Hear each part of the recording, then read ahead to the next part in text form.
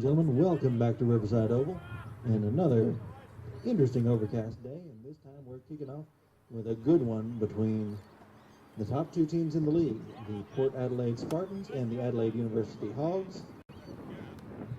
Facing off for the second time this season, the Hogs were victorious in the first one, and the Spartans looking to bounce back from that and seize hold of that top spot on the ladder.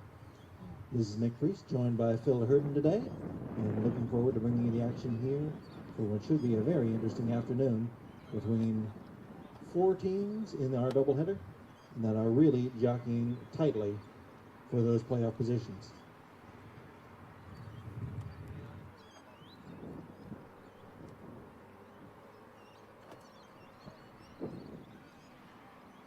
Right, so the Spartans are the ones who have won the toss and elected to defer, which you will see in just about every game in this league.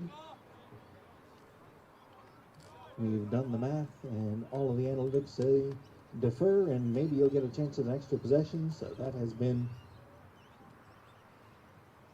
passed down through us where everyone will win the toss and defer. So, good afternoon, everyone. Pivotal week in the season, round 6 of 9 after a week off. The home straight, the season has entered, just 4 matches before the playoffs. The winner of this game, I think mathematically, is the first to qualify. And as Nick mentioned, gets top spot with 3 rounds to go.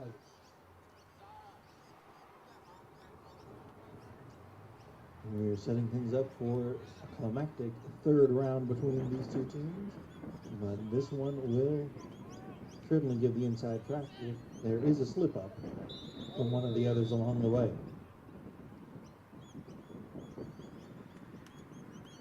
Interesting sight today, Phil, where Adelaide actually looks to be possibly outnumbered on the sidelines. Not something you see very often here in Gridiron, South Australia.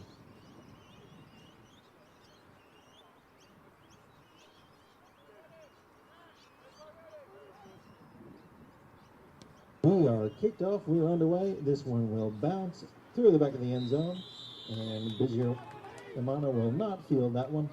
So Adelaide will start off possession on the 20-yard line.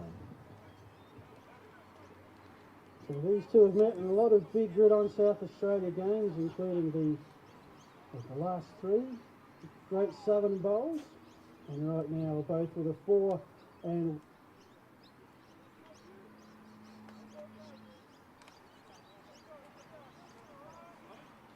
some slight audio issues here in the early going, but getting things underway. Looks like I'll start off with 2 receivers on the left, 1 in the up back on the right. Low snap, handle, Hand off immediately bounced outside. This one taken outside. Nice run right near the first down sticks before being shoved out of bounds. That was Hayden Davey on the carry. So starting things off very nicely for the Adelaide offense. Nothing like getting a first down on the first offensive play of the game. It's at the 30-yard line, of course. Riverside Oval is a 90, just checking, yes it is still a 90-yard field. First down and 10. I run in the same direction with a different player on this occasion as Gridiron. Gain of about 3 to 4. We'll set up 2nd and 6. A little bit of a modified end around. Gridiron coming across from that up back position. So nice game there and consecutive nice runs from Adelaide as they are establishing the ground game early on and trying to dictate the tone and pace of this one. 2 in the up back on the right. Takes the handoff, dumps off short. Gridiron gets the ball in the flats and swarmed by Spartans. Can he turn it up? He does, and looks like he's got enough for the first down, so just managed to turn the corner and walk the sideline for that first down before being forced out by Smith and company. So Adelaide on the move into Spartans territory.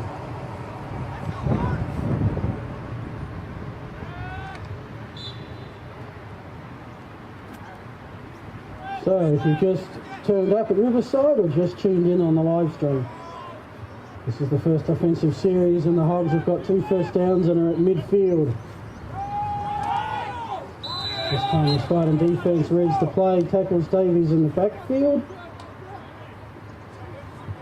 That was Ryan Ottens on the tackle, and Adelaide showing this first 2-back look of the day, and not a lot there. The first negative play of the day for Adelaide, and Spartans defense starting to get attuned to this Adelaide running game. See what we're looking at on 2nd and 12 with the up back on the right, along with 2 receivers, 1 in the backfield with Ryan. Ryan takes the handoff, throws it out short, and nice defense right there with number 8, Riddington, and there to force that up and brings up our first 3rd down of the day, 3rd and 12.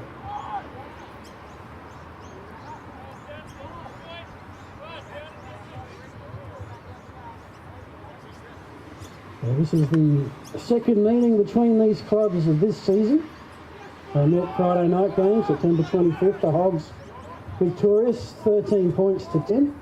One of the lowest scoring games we've had this season. 3rd and 12, they're going to go to the air. Going to go long, and dealing with a gusty breeze today here at Riverside. That's incomplete. And it will be a 4th down decision coming up for the Hogs coaching staff. Flag down in the backfield though, so we may get another. But yes, that ball was lofted up and would have been nice, but then the wind just kicked up and that just here a little bit longer and see what we get from the call here.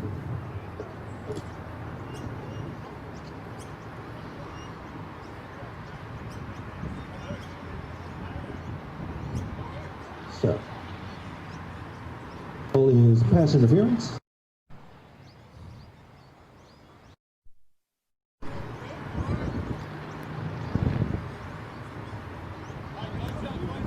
So we will move in advance. We'll call it spot of the foul, it seems. So we'll play 3rd down, but 3rd and 1 this time. So Adelaide gets another shot.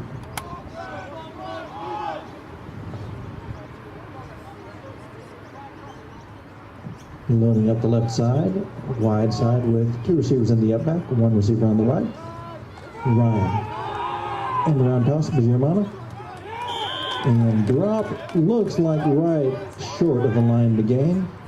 And trying that little fly sweep again. And once again, I believe I mentioned this a few times, but that fly sweep has not typically worked out very well for Adelaide this year. I believe that it has indeed been swatted. Just they run it, and it's a really nice play design, but at the same time, it just has not paid dividends much this year. 4th and 1. Adelaide's going to line up and go for it.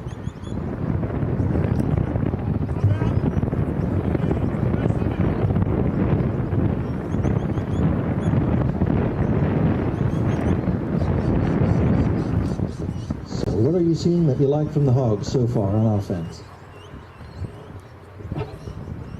Well, the last time I saw the Hogs, it was at last year's Great Southern Bowl, where they had a great offensive performance early on. Got a big margin up early and cruised from there, and looking something similar here. But there were a few nerves early, if I remember rightly. Oh, absolutely, and there are a lot of pretty different smooth at the moment.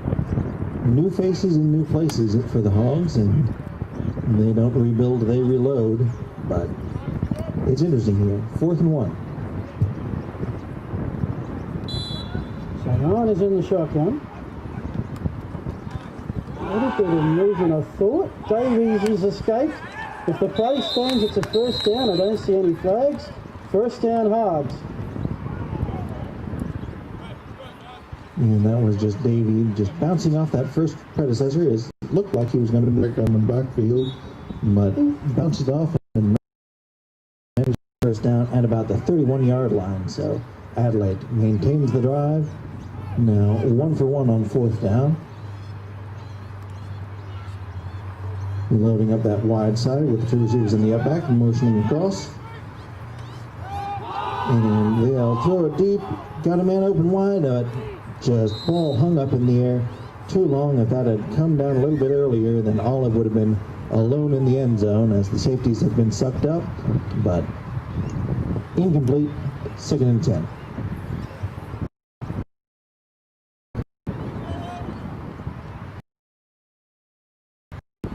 So with the kickoff being a touchback, the Hogs have moved it from their own 20. They've moved it 40 yards thus far.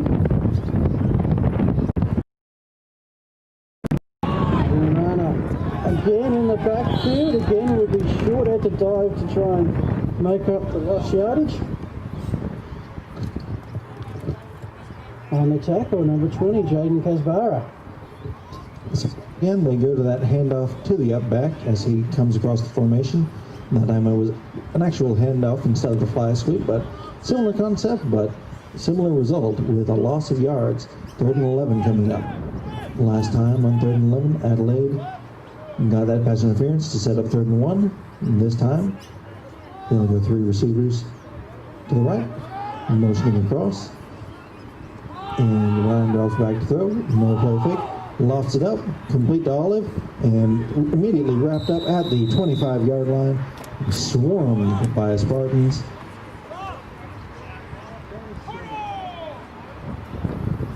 Max Zelato, principal on the tackle.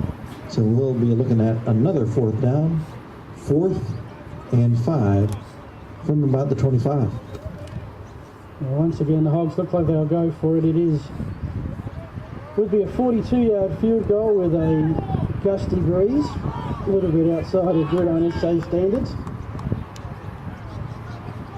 Hogs with 4 yards to keep the ball.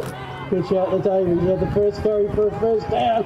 Flag in the backfield as he and a late flag to boot. So I think 2 separate flags on the play. These will likely be offsetting, so I think that we're going to get another look at this 4th and 5. As generally when a flag comes in from that position in the back, that's a hold. Whereas on the other side, that may have been a face mask.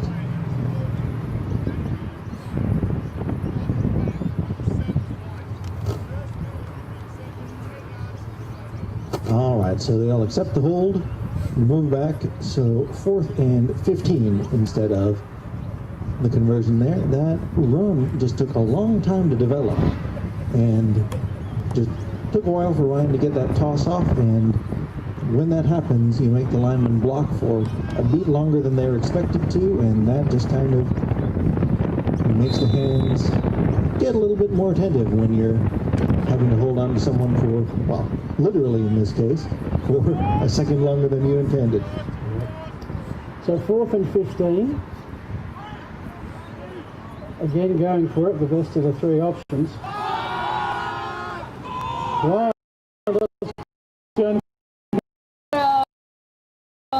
Mitch Olive, the intended receiver. And the Spartans, they bent but did not break. They get the ball back on downs, and we will see the men in black on offense for the first time today. So a big stand by the Spartans, but at the same time, there's going to be stuff for the defense to talk about, as that is twice now that Olive has been behind everyone in the secondary there and essentially alone in the end zone. That hung up, and the defense was able to converge. Reese Smith was able to get there right as the ball got there and break it up, but at the same time, Olive opened late. Hogs show pressure, quick toss out novice, throws and incomplete, looking for a number 84. Dave and Jessica, but incomplete, 2nd and 10 coming up.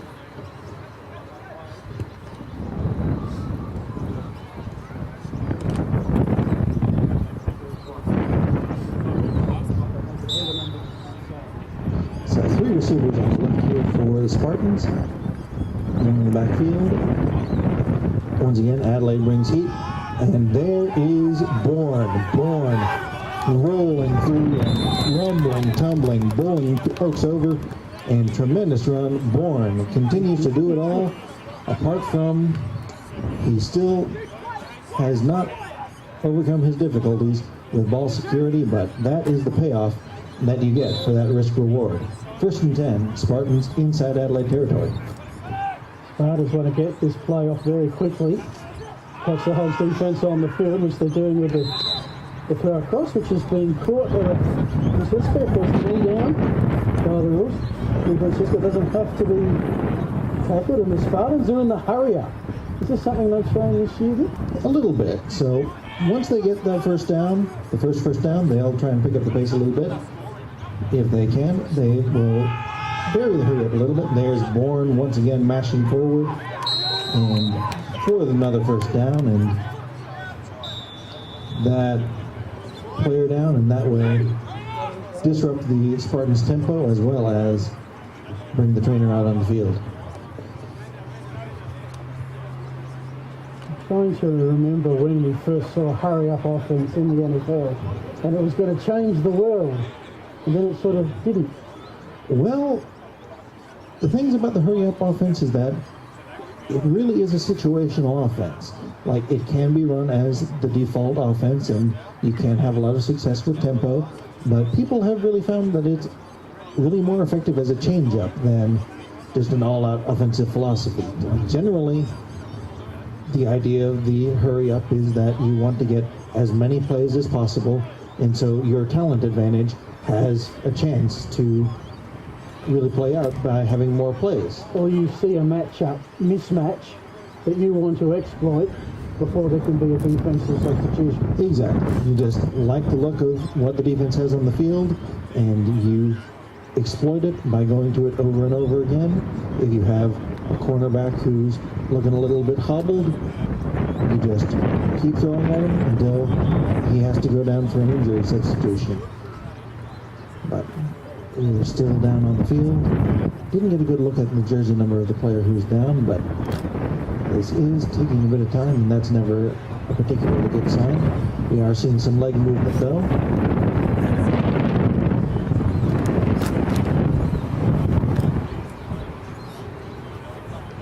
So for those that have joined us, this is the first game of a double header.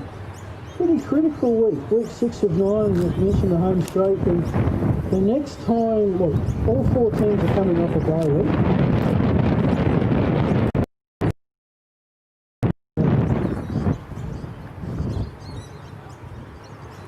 Number 63, Cody Watts.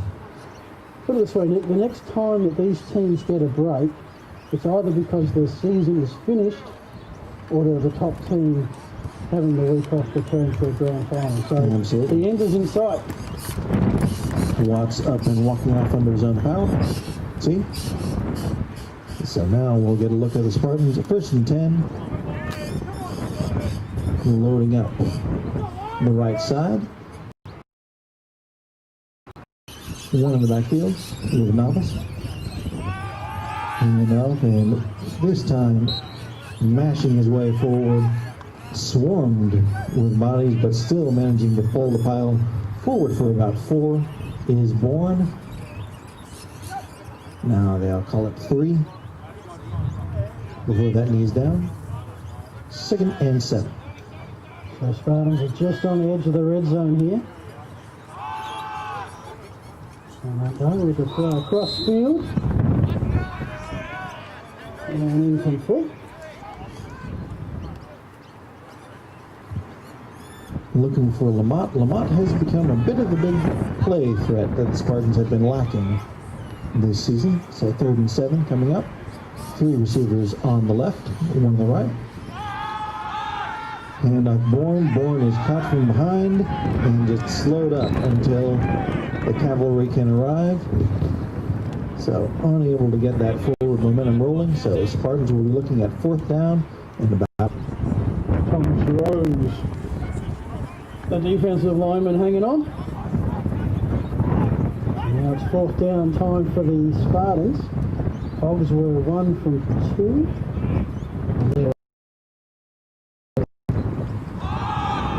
Novice under pressure, straightaway flag on that play. And it was closer to being intercepted by Sebastian Berfagost than it was being thrown by a Spartan player, but there's a flag.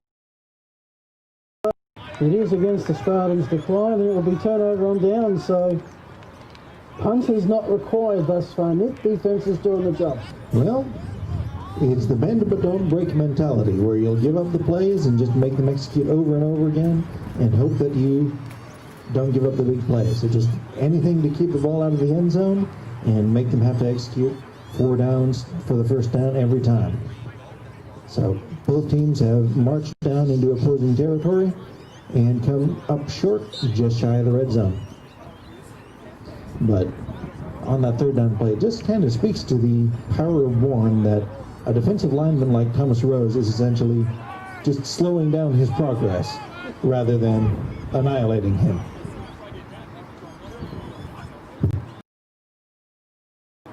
So this one will likely be adjusted, we'll say. Is strung out outside before being dropped. So, who is the guilty party? Was it an illegal shift or offside? It wasn't blown dead, so it couldn't be a false start. Talk about our other options.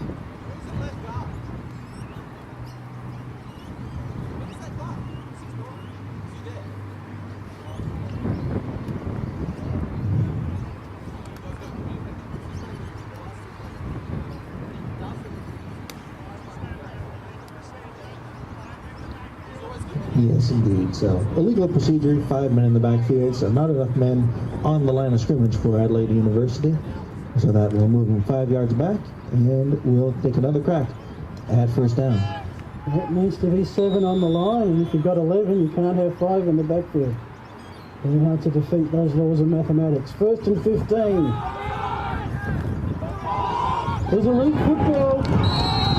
And the Spartans have gained it. And the officials agree. Big opportunity now for the Spartans. 1st turnover of the game. Davey had a very nice hole, and just like, it was like he was running straight at me. The hole was just so open, and the ball was not with him. So 1st and 10, we'll need to reset that down marker a little bit.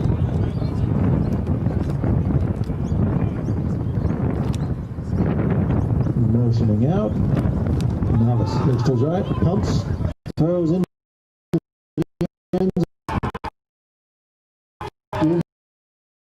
There it is. There's our signal. Touchdown, Ben Martin. And a very nice little play design with Martin motioning out right before the snap. The Hogs had to adjust to follow him and weren't able to get a defender over there in time. Martin turns it up and goes into the end zone untouched for the team's 1st points. Love to see a play executed exactly as it's drawn up. Absolutely, and it's a little bit of innovation for the Spartans. Now they'll go for 2. Generally, this has been, yes. And generally, the Spartans have gone for 2 with that slant route. Generally, it's targeting Martin, who scored the touchdown, but that time, Bourne was unable to bring it down. So 6-0 is the score here. lead. First time leading over Adelaide University in a little while, but see if they can hold on to it and make that stand up, or if Adelaide will bounce back for the turnover. So short field, one play, touchdown, and Adelaide gets the ball back. Well, is this the Spartans trying to make a statement? They are the form team in the competition with 2 straight wins. They took care of the Chiefs 34-28 3 weeks ago, and last week in the early game against the Eagles won 20-6. As mentioned, they have a 4-0 record, the same as the Hogs. Hogs have a point differential of plus 62. Spartans a point differential of plus 29. So when the Hogs win, they win big. Spartans, though, have won a few close ones. And they've landed the first blow this afternoon. Well, that's just tremendous for a number of reasons. First of all, the Spartans' offense generally built to play with the lead, and they like to run the ball and really establish that. If they are forced to throw over and over again, that is certainly out of their wheelhouse. So keeping it tight or having the lead is always ideal.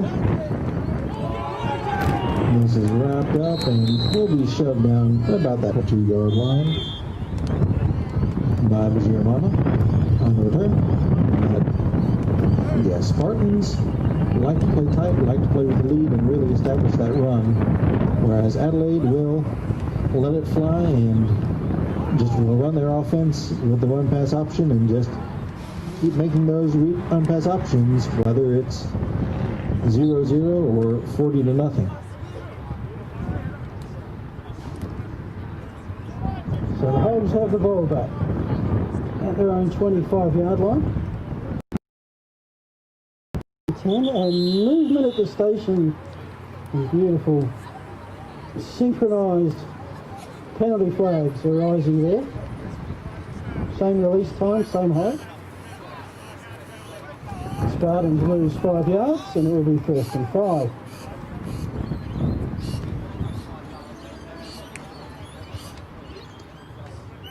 So kind of the inverse of the last possession where Adelaide lost 5 yards and then lost the ball. And this time the Spartans lose 5 yards before the first down is officially played.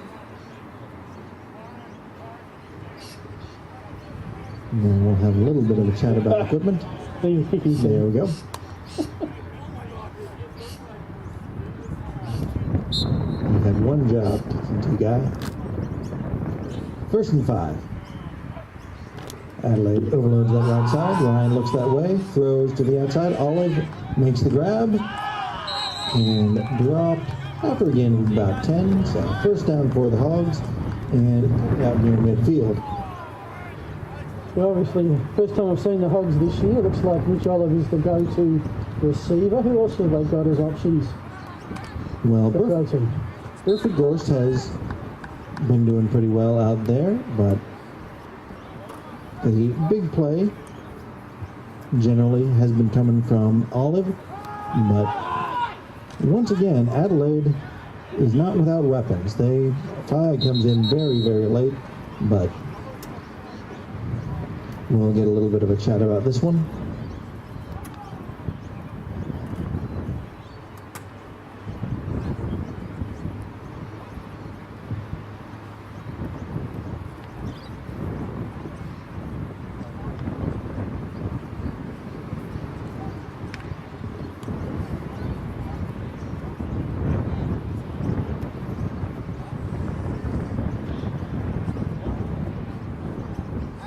Montgomery, also one of the weapons.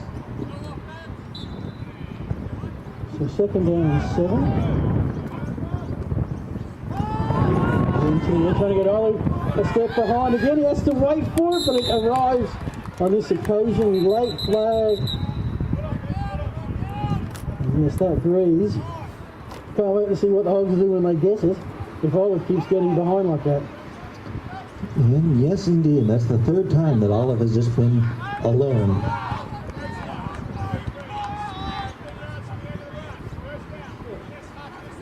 So face mask at the end of the run, in which Olive was demonstrative in saying what he thought the call was going to be. So half the distance from the 20, so we'll take it down to about the 10.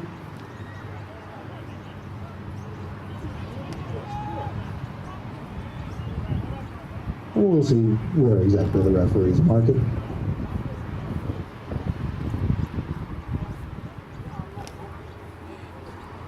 But 3 Spartans in the area, but Holly was behind all of them.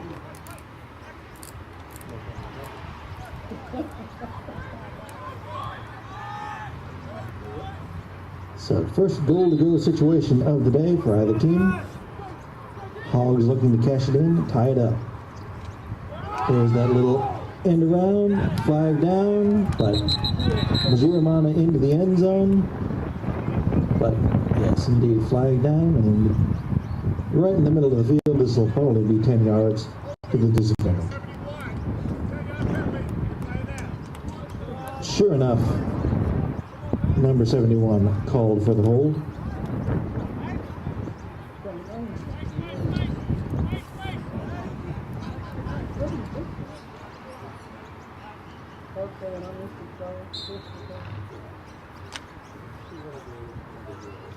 Alrighty, so it's still first and goal, but it's 18 yards to the end zone.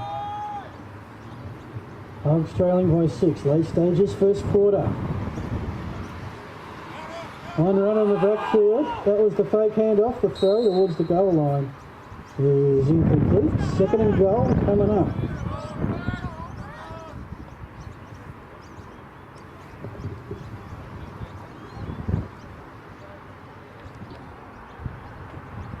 So the one time that little end around has really paid off this season, and it gets called back for a hold. So might have been the reason that it worked.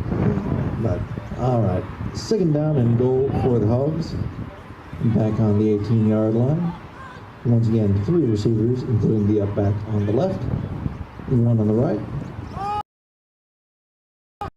Takes it outside and knifing into the backfield with force. It was tremendous angle taken by Ryan Ottens and a very sure tackle. Hogs will lose yards and face a goal-to-go situation, 3rd and goal from the 22. Just at this pace, they'll be out of field goal range in the goal-to-go situation. My next question to you, Nick, again, first game we've been to this season. Does any team have a kicker this year? Mitchell Olive for the Hogs is certainly good. Plowman for the Eagles, again, is consistent and generally the all-state representative.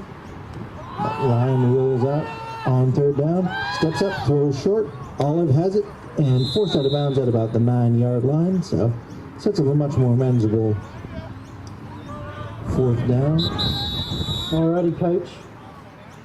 4th and goal from the 9. 26-yard field goal attempt into the breeze.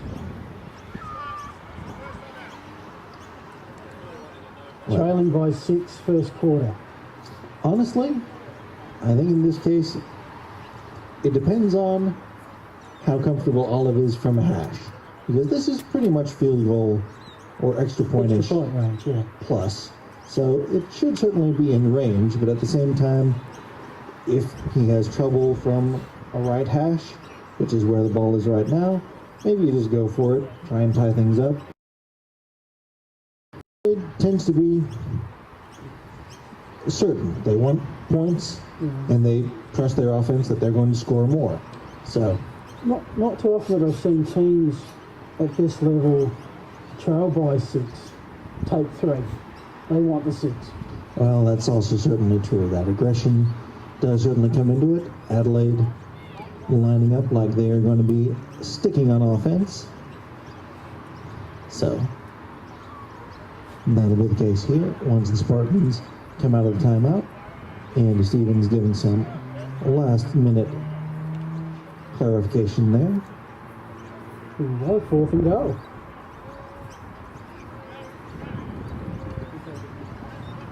All right, 4th and goal, and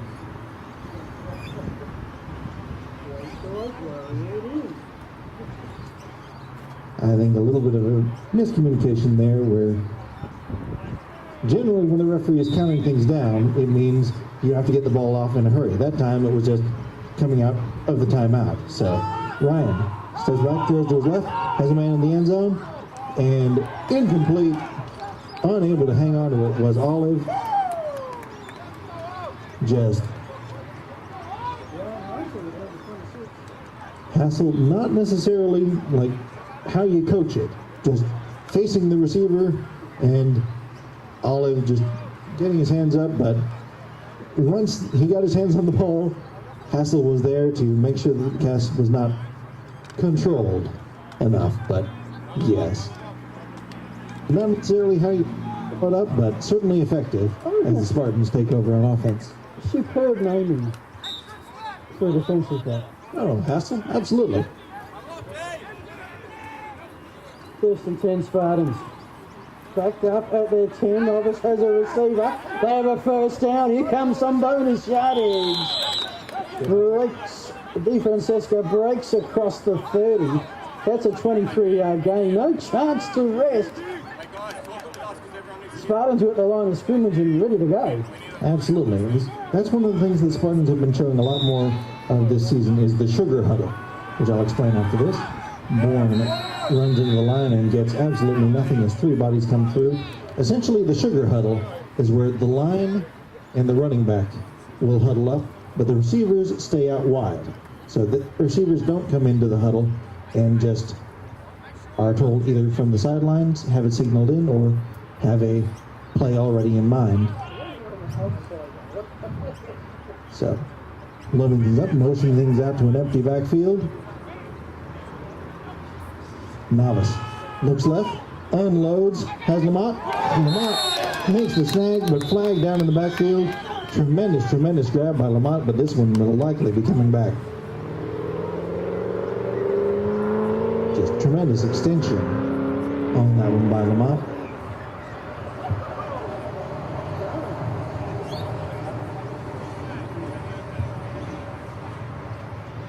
Well, they look good on the videotape.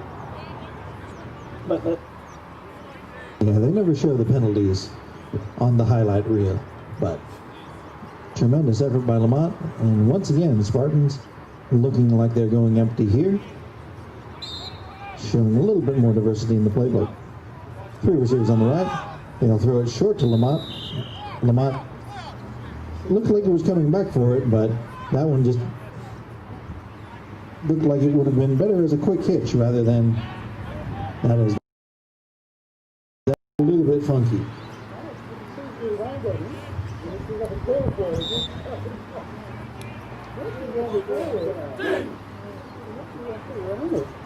Doing a long way to go here for the Spartans. Novice is going to wind it up. And that's what you can do with the breeze, overshoot your receiver by 5 yards.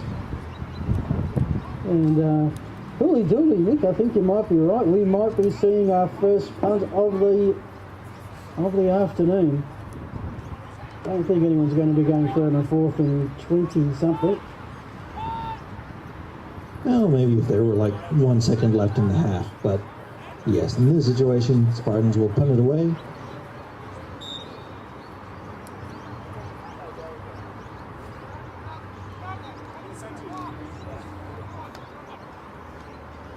Home show pressure.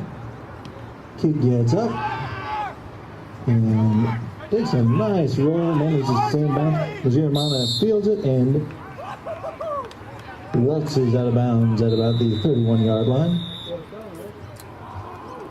And sure enough, that will likely be the end of the first quarter. So it'll be Adelaide taking over, but Spartans in this one so far, 6-0.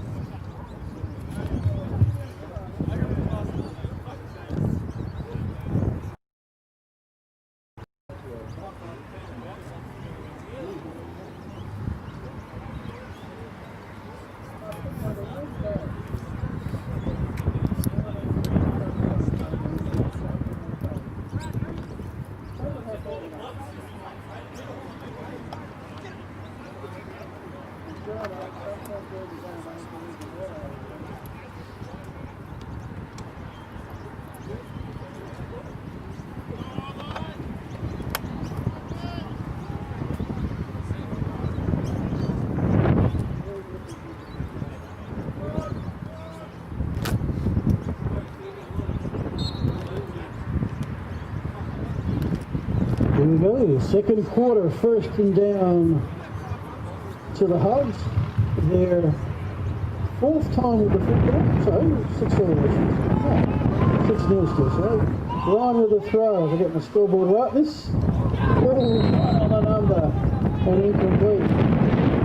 Continuing the rest of the intended receiver. Yes, the breeze works two ways. You have to adjust to it going into it. You have to adjust to it going with it. And that one was right there to be had, 2nd and 10. If you're watching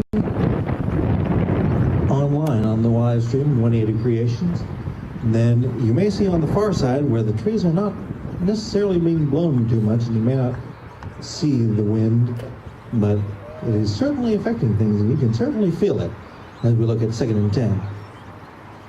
Two backs, Davey, handoff, and mashes his way up the middle. Last time with that two-back look with Davey, they had a turnover, but this time managed to mash his way forward to bring up 3rd and 7. Third down has not necessarily been the money down for the Hogs thus far, but 4th down has been a little bit better off. 1 for 2 on 4th down.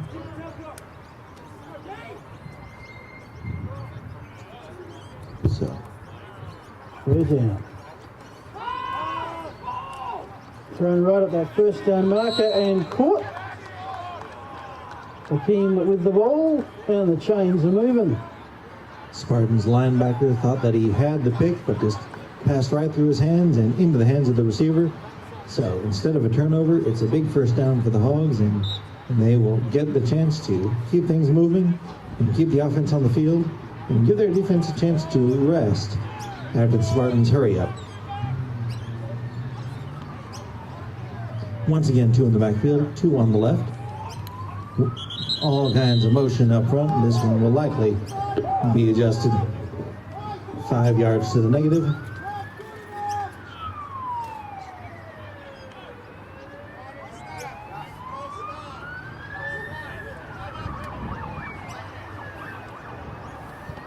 Yes. Each referee actually has keys on things like that, where one referee is responsible for certain players, but when it's egregious like that, sometimes multiple flags are thrown just to make absolutely sure. So, 1st and 15. Back on the right side of the field. Gridiron gets across his 40. Gets back to the original line of scrimmage. And we'll be back to about 2nd down and 10. That's one of the things. Gridiron has certainly grown a tremendous amount as a player, and that one, you're starting to really see it as he fended off the defender quite expertly with his arms, as he would have been tackled at about the line of scrimmage, but managed to extend his arm, keep the defender away from his body, and turn upfield to get those 5 yards to bring up 2nd and 10 instead of just 2nd and 15.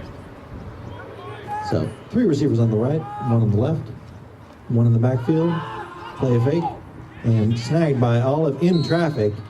Just Olive was bracketed, but still managed to get those hands on it and set up 3rd and short.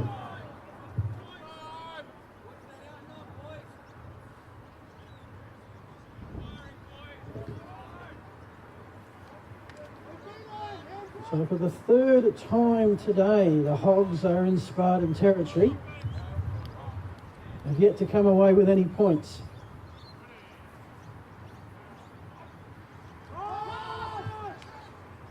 I think that's going to be incomplete. From here, the ball looked to go forward. And flag down in the middle of the field as well. Thrown fairly late. So, early indication looks to be against the Hogs. In which case, the Spartans have an interesting decision to make.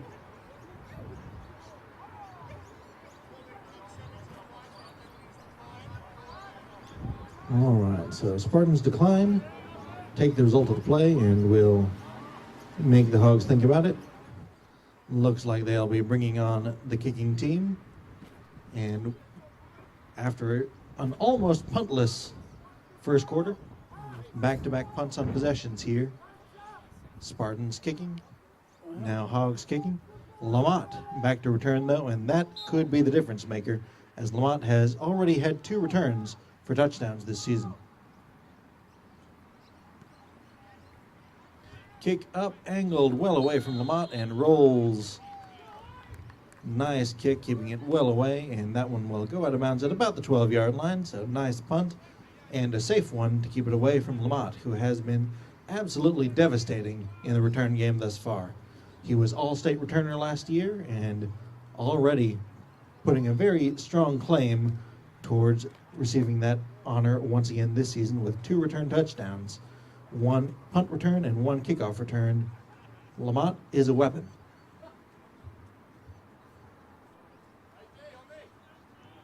Yep. Give the man the ball in open field, and he will do something with it. 1st and 10 for the Spartans. And it is a rugby field. And that is just a rugby mashing. Scrum. Yes, indeed. Just taking football back to its roots. Rutgers, Princeton, 1869. Brown and Cornell. Well, you know, historian that I am. 2nd and 6. Novice unloads, has a man well behind, and just little stop and go there for Lamont. Lamont down the sideline. Lamont, 1 man to beat. Lamont wrangled by Hoey and finally dropped at the 25-yard line. Lamont just was about 8 yards behind the defender, had to stop and wait for the ball, but Lamont makes the grab, made the evasion afterward, and tremendous yards after the catch by Lamont. 38 yards for Lamont, and Spartans clicking inside Adelaide territory. And again, no time to soak it in. They go with a running play met by the line of scrimmage. Loss of a yard. So certainly the Spartans, I mean, I know they can run till the cows come home, but their passing game, novice at quarterback, and their receivers developing gives them a beautiful balance. Going to go to the aforementioned Martin, but flag on the play. The coverage was very good, but it looks like the hands of Weiss got there a little bit early and just impeded Martin on that one. Let's wait for the call, but this one will likely be pass interference.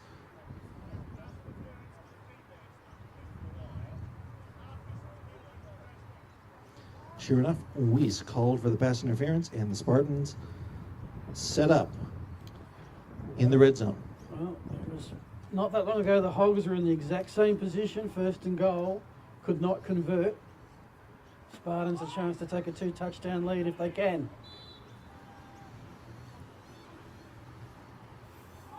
This time it's 1st and 10. Incomplete. De Francesca, the intended receiver. 2nd and 10 from the 14. And that little stop route is, again, very difficult on this field. If this is your first time watching it either this season or just watching a Gridiron South Australia game, we have a sloping field, and particularly on this side, to the right, this field just drops off precipitously. Bourne bounces offside. Bourne mashes his way, and Bourne into the end zone. No flags down. Bourne extends the lead, 12-0, with the extra point yet to come. And that is just the thing about Bourne, which has been consistent through each season. If you do not get to him early, good luck. Yep. Once he builds up momentum is force versus and velocity, or massive versus velocity. Once it gets building, big work. 2-point conversion coming up here. Flag down, De Francisco. No, had it, lost it, incomplete. Will they get a reshot? No siree. So, 2 scampers into the end zone, 1 run by Bourne, 1 touchdown by Martin, and the Spartans have a 12-0 lead in this critical game to decide who will go into the grand final or into the playoffs and get that bye into the Great Southern Bowl without needing to play that first round. But we have seen this before. Oh, yeah. Between these two teams. No lead is safe. No. In a league like this, and particularly against the team in white and maroon, they find ways.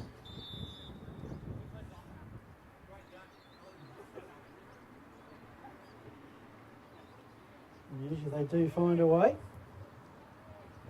They'll have some breeze to work with here once they receive the kickoff. Nice kickoff. Collected at the 15-yard line. Germana on the return down the Hogs sideline. Out of bounds at about the 36. Hogs football. So these teams, it's a 9-game season. Everybody plays everybody else 3 times. And it looks like we're going to come back and Flag down, so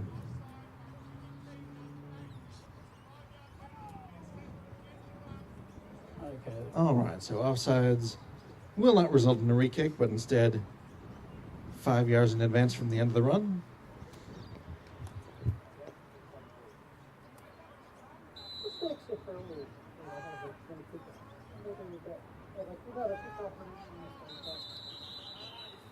All right, and just Spartans may have to take a timeout here as Adelaide was lined up ready to roll, but the Spartans were getting into position. So very intelligent use of the timeout by the Spartans, as that could have been an easy 30-yard run just with nobody in position. Generally, you don't see the timeouts used all that much in the first half until the very last few minutes, but that was a particularly good use of one by the Spartans. 1st and 10. Ball's at the 40.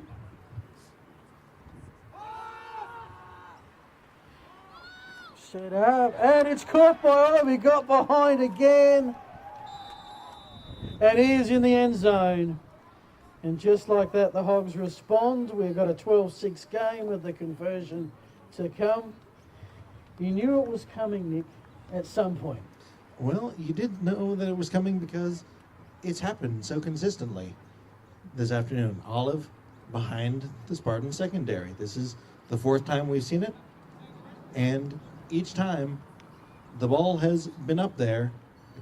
Sometimes the Spartans defense will rally up to it, but each time Olive has been wide open, and this time he manages to get the snag. Now he'll look to add on to his point total by kicking the extra point as well. Hold it down, kick is up, off the crossbar, or off the left upright rather, so no good. I actually saw a game last week, the Rice game, where actually had a 4 bouncer off of a field goal attempt, where crossbar, upright, crossbar, and finally falling no good, which ended up costing Rice the game. But not quite so dramatic in this one, but still there is no sound in football worse for a kicker than that doink. Well, no one would remember the Rice win, but they'll remember that kick. Well, that's certainly true. Well, that said, Rice haven't won that many in recent times. Maybe they yes. I am old enough to remember a lot of poor afternoons in the Southwest Conference where Rice kicked our butts, but they have fallen on hard times lately. Yes, we will talk about the big game tomorrow. We'll get to it. Right now we've got a big game here. As the Hogs, this is their first kickoff of the day. Realise that, yes, they need a holder like the Spartans have.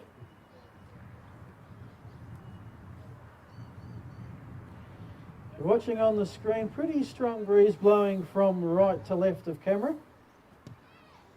as you'll see by that kickoff. Into the end zone and off for a drink at the bar. Touchback, Spartans ball to the 25. And once again, keeping it away from Lamont. Lamont had to wave that one away. Just touchback and try and keep things just settled and force the Spartans to drive the length of the field, because Adelaide has shown now the big play flash, and once again the momentum just swings just like that, with the Spartans starting to feel good, starting to build that lead, and now they may think that we need to get a touchdown because we do not want to go in to the half after a half that we've played tied or trailing. Bourne mashed at the mesh point and dropped for a loss of 3. So there is that thing with Bourne. Just get to him before he has a chance to really plant his foot in the dirt. That mesh point took a little bit of time, the exchange between quarterback and running back, and that let the Hogs penetrate.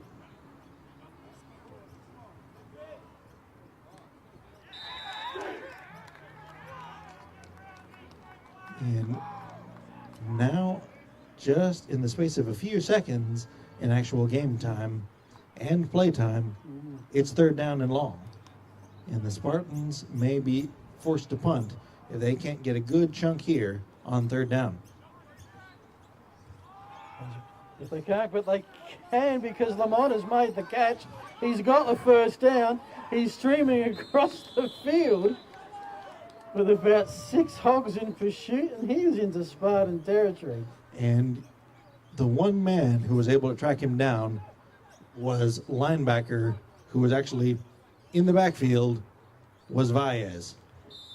Baez, league MVP, Baez, grand final MVP, and Baez is the X factor for the Hogs, just the difference maker in every circumstance. Managed to make the grab there and tackle Lamont, but now Spartans keeping that offense clicking. 2nd and 6. That is a huge 1st down. The Spartans got it, though. The ball slipped loose here. Who's going to come up with it? No one's celebrating. That tends to indicate the offense got it back. Just the Hogs had a chance there to force the Spartans to punt into the breeze, deep in their own area, get the ball back within a few minutes of scoring the earlier touchdown. But now the Spartans have a chance to work something here at their own 40, 3rd and 8. So 2 receivers out of the side. Novice under pressure, and Novice will be dropped for a sack. First sack of the day, and Novice just swarmed. That Adelaide defensive line and linebacking core has been bringing heat. Generally, it's been paying off in the form of knocking into Mr. Bourne before he was able to get things going, but that time dropping Novice for the loss. And now Spartans will have to punt. So back to midfield pretty much, as we have some movement before the snap.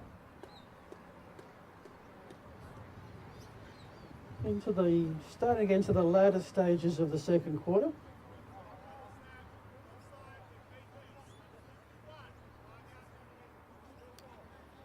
So Punter will, now it's at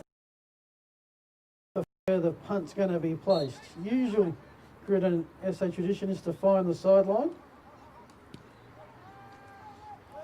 Kick is away, and that will bounce at about the 18-yard line before being down by Guevara at about the 18. We have a Spartan down at about the 28-yard line, so we'll take a break, have a look at him, and make sure he's all right.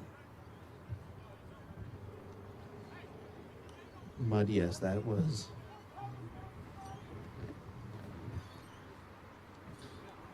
a bit of a missed opportunity there for the Spartans.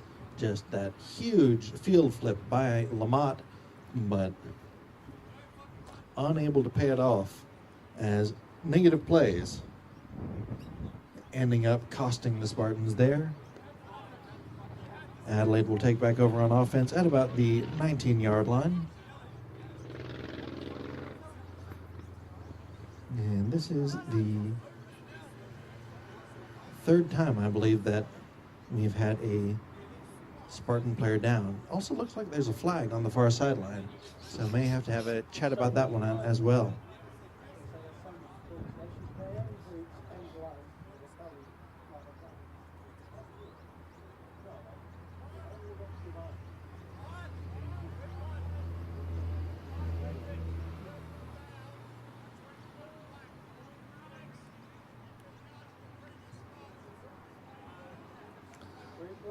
So a hold on the punt, meaning that we will punt yet again. So third time on consecutive plays the Spartans have lined up to punt,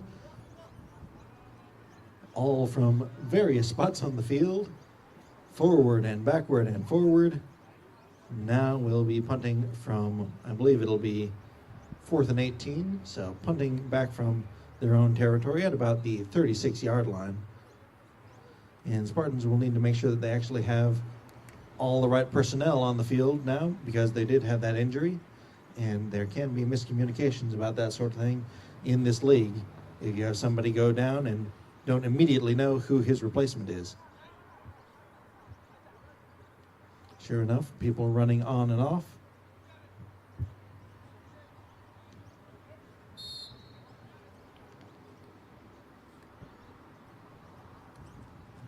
Low snap, but kick is up, and it's nice. Bounces about the 29-yard line, bounces back, and down at about the 31-yard line, and I believe I heard flag down.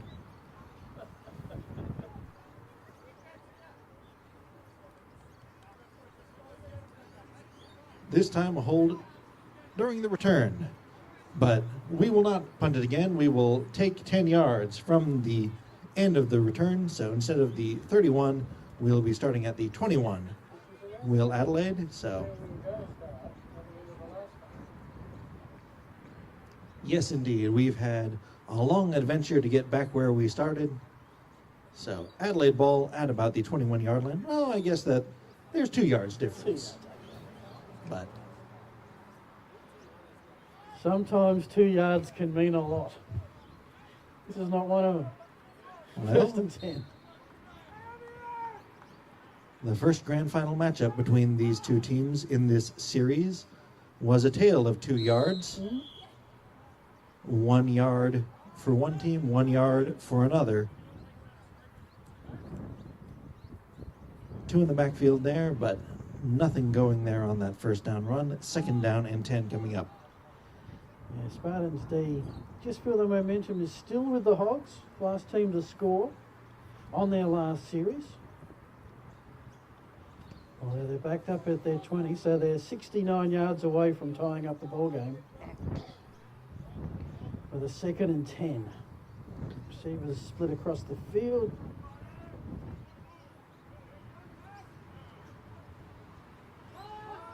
One has to go low. He's biding time. He got plenty of time.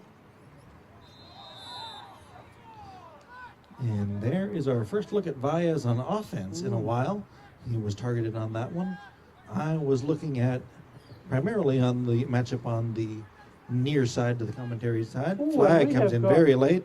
Oh, we're going to have a number of flags, and we are going to have discussions. I think the discussion is going to be very one-way, Nick. Yes. Referees tend to win these sorts of discussions.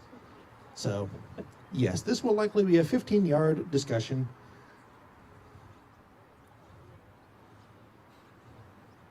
But, yes, I was looking at the near side matchup where they have moved Guevara onto Olive. Guevara has made some serious strides as a defensive back, but the size matchup is particularly interesting as Guevara gives up probably, say, 5 inches to Olive. So, very interesting matchup, and we'll see how that plays out once the referees have a thorough chat about this one. But yes, the vigor with which those flags were thrown and the timing means that we're likely looking at personal fouls or unsportsmanlike conducts.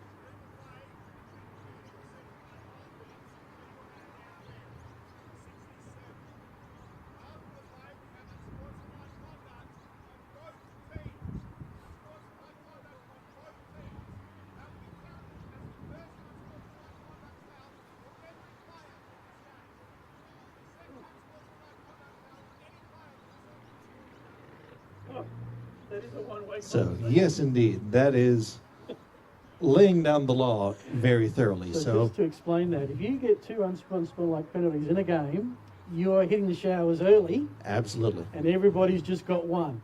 Yes, indeed. Everyone on the field. So, yes, we will make note of that in our little notebook. But the important thing from a field perspective is that Adelaide was called for an illegal shift before the play and another flag down here.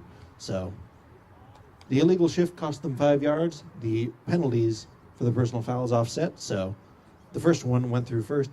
Generally, you would just have all of that offset, but because the unsportsmanlike conducts were after the play, that is why we had that adjustment. And once again, Adelaide, procedural, just having issues thus far today. Glad I'm easing myself in and not taking the penalty stats today. Well, I think that's a wise choice in this one, as where would you even put, like, the space for 22 penalties? So, 2nd and 20. Hogs backed up. Ryan did it well with the fake goes for Olive. On this occasion, look, the Spartan defender was behind. That's where you want him. Sure enough, that one Incomplete. will chalk up as a win for Guevara, as he was stride for stride with Olive and was actually 3 yards behind him as that ball just sailed down the sideline over the heads of everyone and incomplete.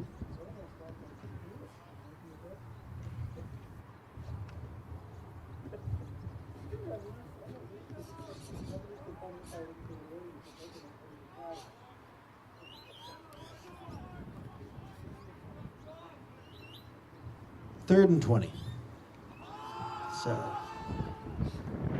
pass time, he has time, and broken up, looking for Valles, but unable to bring it down. And while Valles is strong in just about every phase of the game, I think that he might be better served there, targeting him shorter and getting a more likely completion, and then just letting him do his things that he does like nobody else in the open field.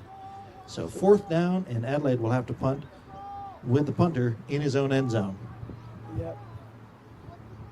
Will the Spartans come after him? That's the question. And can they start the next drive in good field position? Snaps, excellent.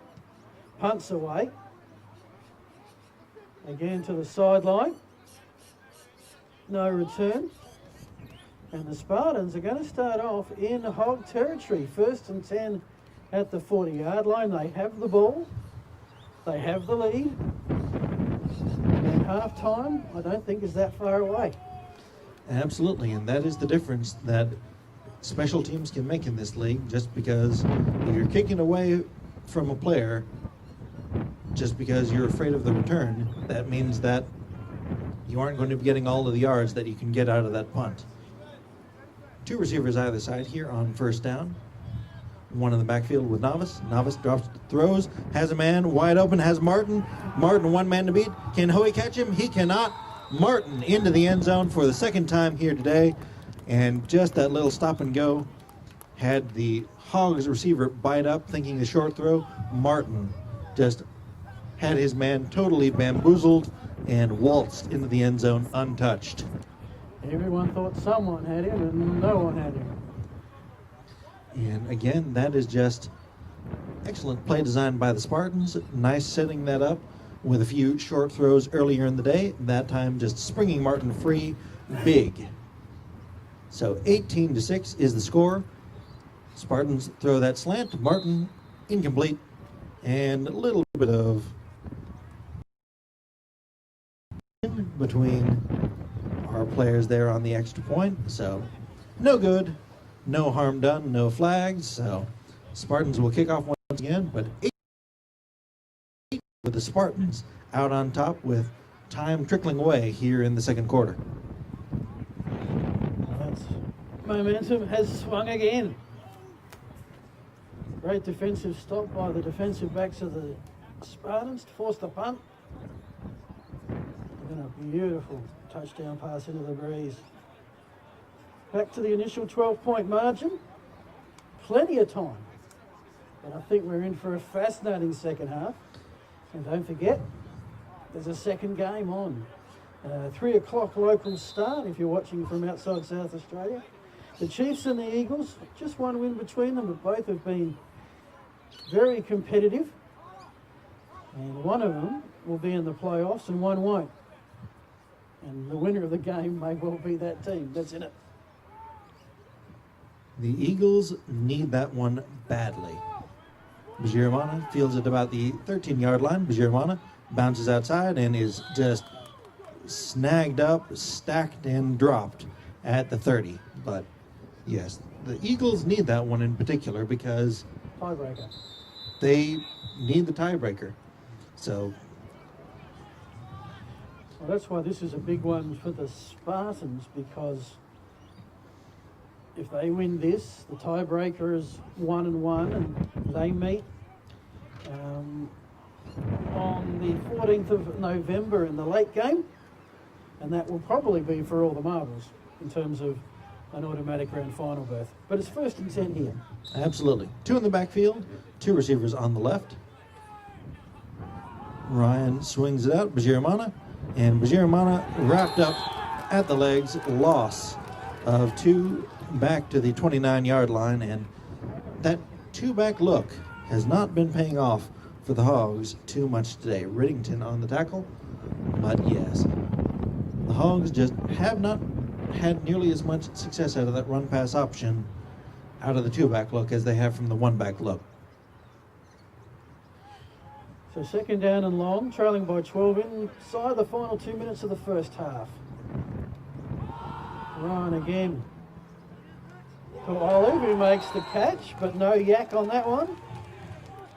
Tremendous and authoritative tackle to stop Olive short of the line to gain, but Olive did his job, got back the yards lost and then some, setting up a 3rd and manageable under 2 minutes. So Spartans need to get a stop here. Hogs step back, Ryan with time, hit as he throws, and off the hands of a defender, off the hands of a receiver before falling incomplete. But interestingly, the first time that we've really seen Ryan under pressure thus far today.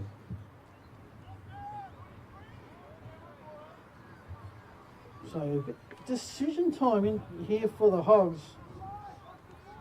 They trail by 12. If they turn the ball over here, it gives the Spartans a shot. And they are showing punt from their own 42-yard line. 37-yard line. In this situation, in most years, I believe that you would have seen the Hogs go for it there. Yeah. But in this situation, because the Spartans have shown the big play threat with the completions to Martin, the 2 completions to Lamont, all of a sudden, this is a Spartans offense that you don't have to think, oh, well, they'll need 5 minutes on the clock to score. Yep. They can get the big plays in chunks, and that means that the Hogs have to play them with a lot more respect. Not just up from the scoreboard perspective, but from a personnel and decision-making standpoint. Entirely changes the game when you have to have all players accounted for like that. 12-point margin. I was about to hypothesize whether they're going to be conservative or put the ball up and try to get another score. And they do pass on 1st down but incomplete, 2nd and 10, which does stop the clock. And as Nick correctly mentions, they've used 2 timeouts, have 1 remaining should they decide to make a drive out of this.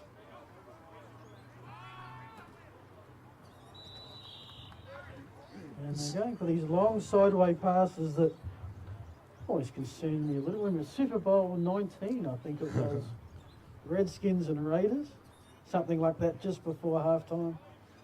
Caught and returned for a score. 3rd and 10. Yes. Once again, sugar huddle from the Spartans, keeping the receivers out wide, might having a chat with the folks inside. They've been motioning Bourne out of the backfield with mixed success. This time it's Bourne up the middle. Bourne mashes his way and is down at the 1st down marker. 1st down is the emphatic signal from that sideline. So first down for the Spartans. Sugar huddle, and we'll keep things going. Clock is now rolling as chains are set. Taking a shot downfield, DeFrancesca is dropped. Incomplete. Well, that one was more from his contortion to try and make the grab rather than interference from a defender. So it looked awkward, but that was because the ball was thrown up in a position where he had to get awkward. So incomplete, and that will end the quarter with the score. 18-6 Spartans on top by 2 scores here in our opener. Thoughts so far, Phil?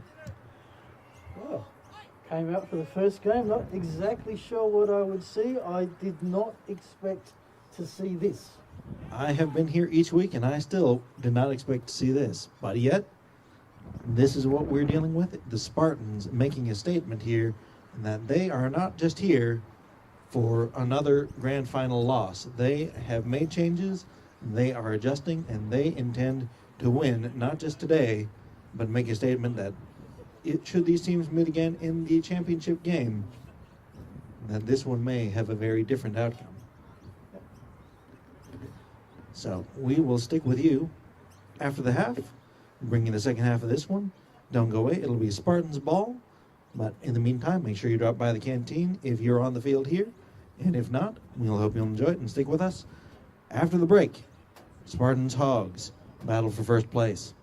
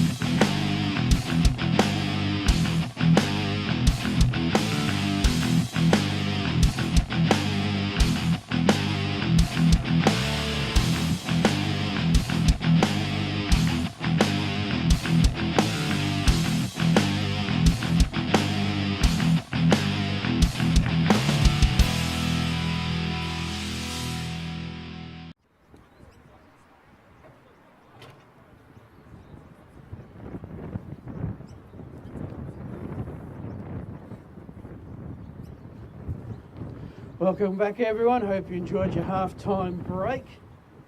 Fascinating second half lies ahead. Top spot is the prize for the winner, and the Spartans come into the third quarter with a 12-point lead, and they get the football.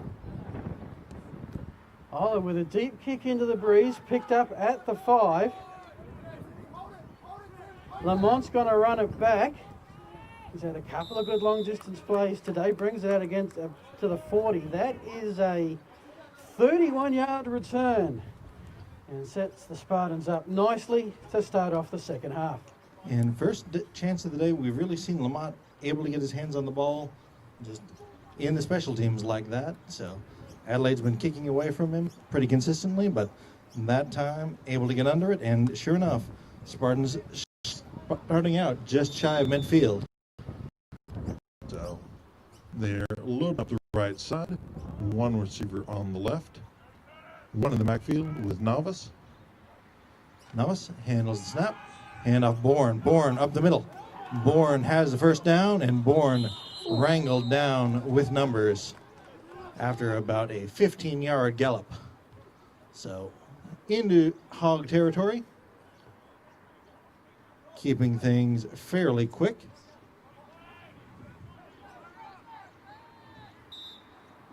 We're underplay. Bourne wrapped up immediately this time and finally forced back. Looks like he got back to the original line of scrimmage. Maybe lost one, but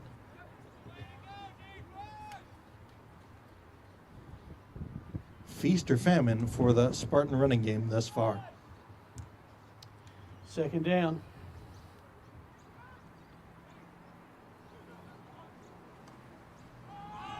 Bourne has the hole, has a chance to build up that speed. Flag from the backfield. That's not good from a Spartan perspective, I suspect.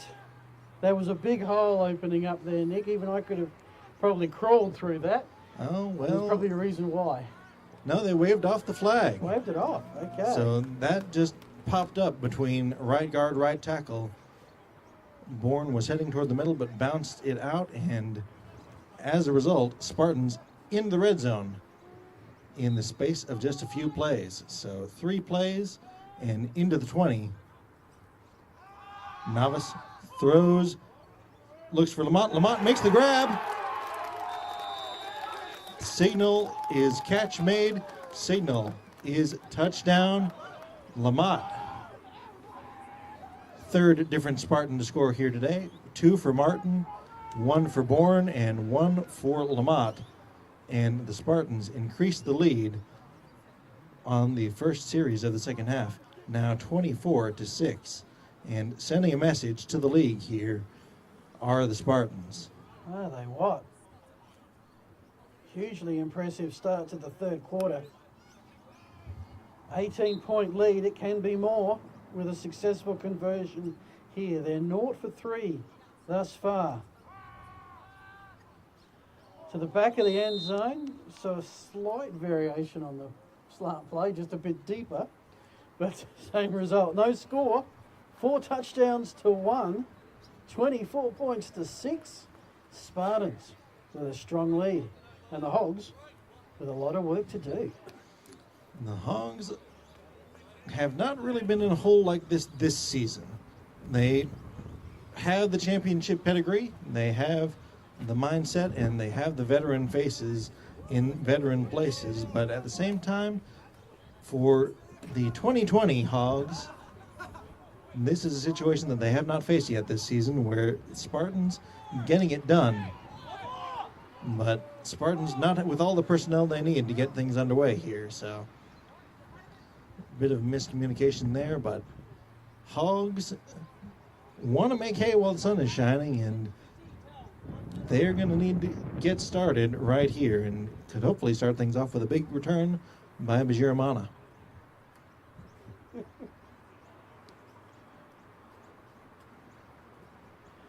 Either they need a new kicking tee, or they just got to accept it's a holder all day today.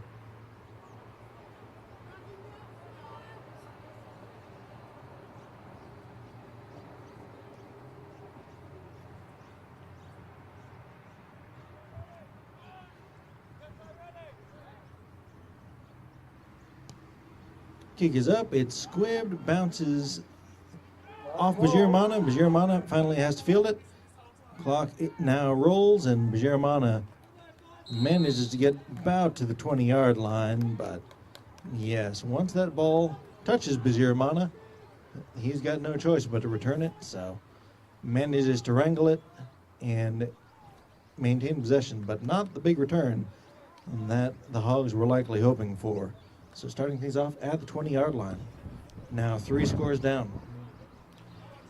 3 scores, but plenty of time. Only the 1 turnover thus far today, and that did set up the Spartans for their opening score. Been a game where most of the changes of possessions have been a mixture of 4th down and punting.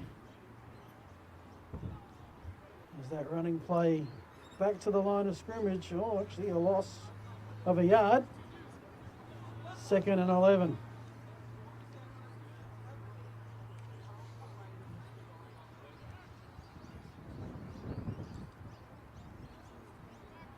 So interesting little formation change as they're stacking, or not really formation, but personnel, as handoff up the middle, not really going anywhere, but for those watching carefully, they've moved Olive into the slot on the 2 receiver side. So mixing things up a little bit.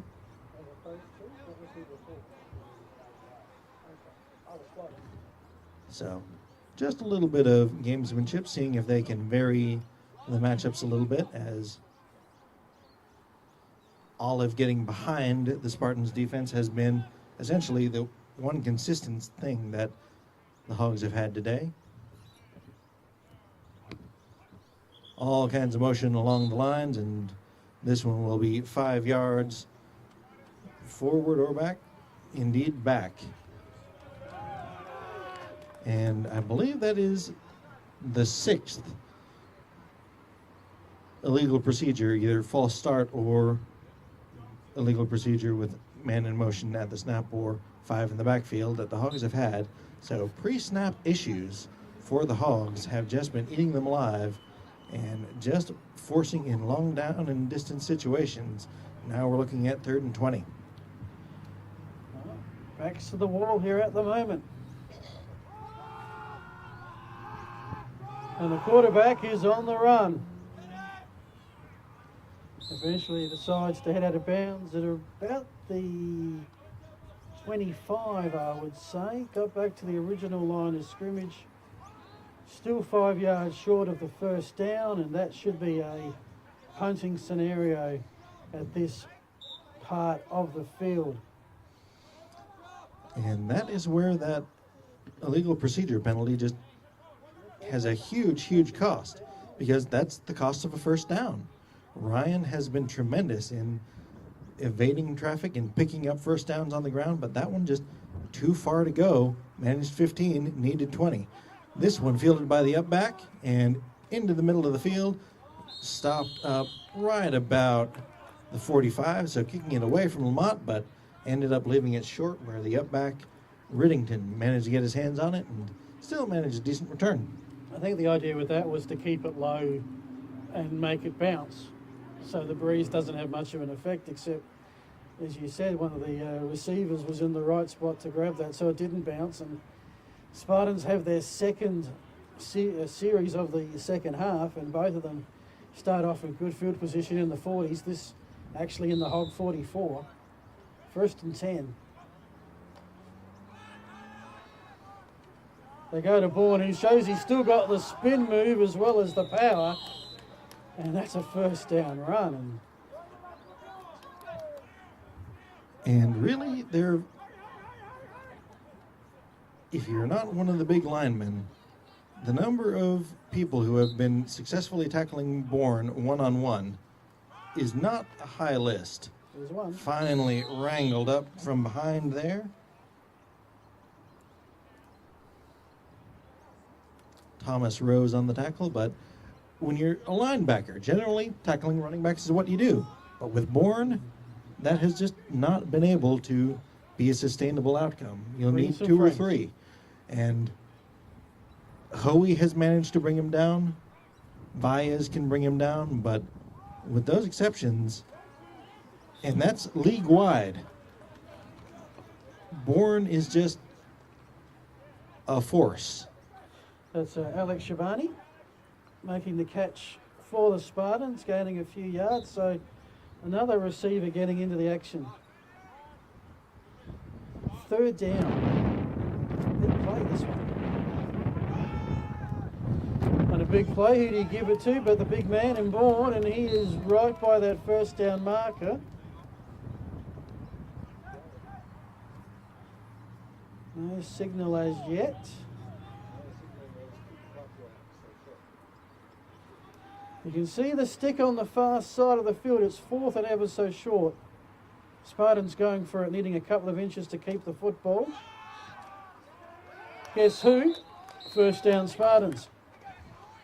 And I was just going to say that this is one of the situations where you'd really like to just be able to line up under center and just push.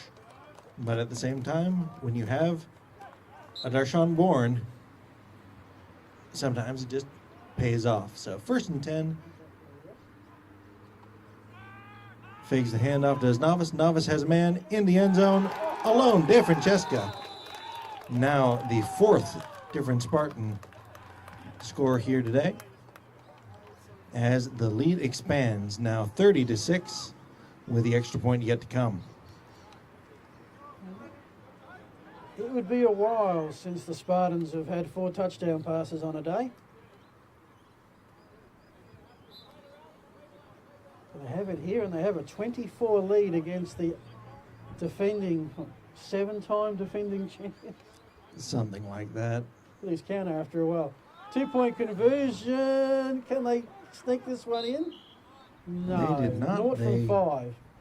Just about caught Adelaide unawares on that one, just by varying the 2-point selection a little bit, but still unable to come up with it. So 0 for 5 on the 2-point conversion, but it has not necessarily cost the Spartans too much thus far. I mean, it's cost 10 points, but the lead is still certainly substantial at this point.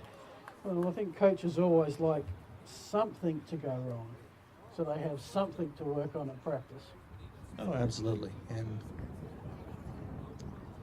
Spartans certainly sending a message here today. And the thing that I'm taking away from this so far is the weapons, the diversity of weapons in particular that the Spartans have been showing, where it's not just De Francesca, Martin,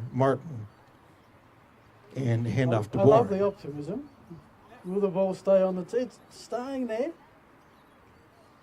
Everyone hold your breath. Well, the best laid plans. Now we'll hold it again and get things underway. Vigiramana back to return. Kick is up, squib short, and fielded by the up back there. Number 54 bouncing it out wide and takes it out to the 41-yard line. Alex Clare getting his hands on the ball and getting his name said on the little broadcast there, so the dozens of viewers that we have will be aware of it. Nice job, Alex. And Hogs starting with good field position here. They are. Best field position they've had in a while. This will be an unusual scenario for the coaching staff, and it will be a good test of what they can do, what adjustments they can bring, and what changes they make. Both sides come into the game with good numbers, which is great to see given the COVID year we've had. Right now, 1st and 10 and 4 touchdowns behind. And they're going to start with a quarterback keep, and it's a flag on the late hit. I thought the quarterback took a while to go down, but we'll see how this plays out. And that may be the end of the day. Oh, yes. Yes, indeed. Of course, everybody's on one unsportsmanlike penalty.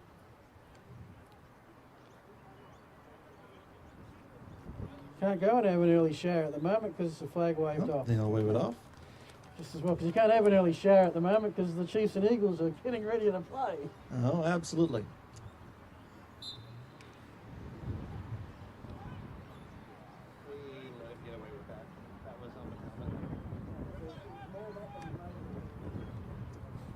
So, 2nd and 7 now. Hogs loading up the right. Ryan throws short and just incomplete.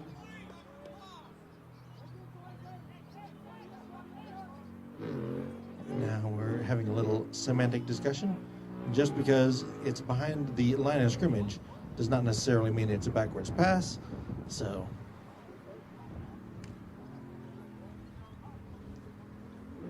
third down and 7 now for the Hogs. Well, as impressive as the Spartans' offense has been this quarter, Hogs need a first down. Flag on the play as the run itself, if it stands, gained about 3. Got to the 40 of the Spartans. Or did they get to the 45 of the Spartans, sorry.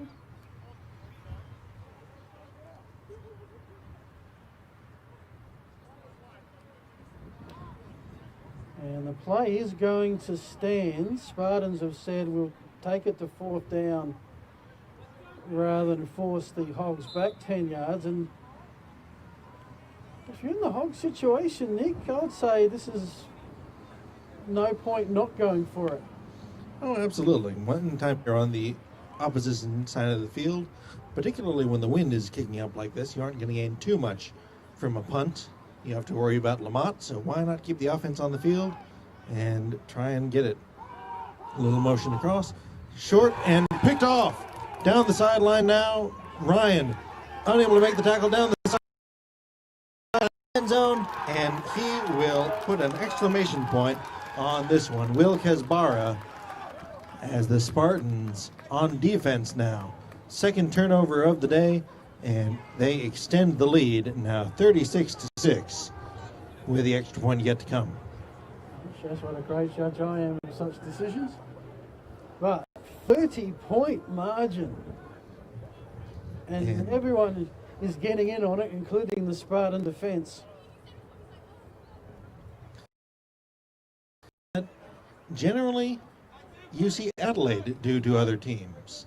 Just where it's tight early, then all of a sudden a few mistakes are made and Adelaide just pours on the points.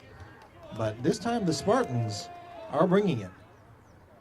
Throwing high, incomplete. That one the Hogs were very ready for. So 2-point conversion is again no good. This one may be at risk of setting a record for most unsuccessful 2-point conversions, but I don't think the Spartans are too concerned about that at the moment. So 36-6 is the score, 30 points to the advantage for the men in black. Well, the Hogs started the season on fire, defeated the Eagles by 25 points, then defeated the Chiefs by 28. And they are the 2 biggest wins of the season. But if this margin holds, the biggest win, biggest defeat will be this contest. Still a quarter and a half to go. And the Hogs will get the ball back. Once again, little personnel miscommunication from the Spartans. And they need a new holder.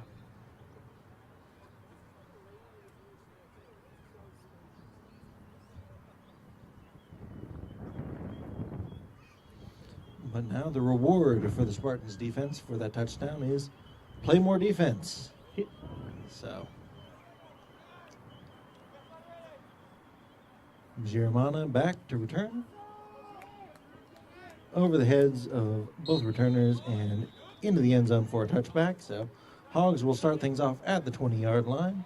And it has been an interesting day for the Hogs offense. Just a lot of people in different places. Olive has played well. Ryan hasn't played poorly necessarily, but there haven't been a lot of other contributing faces for the Hog offense here today.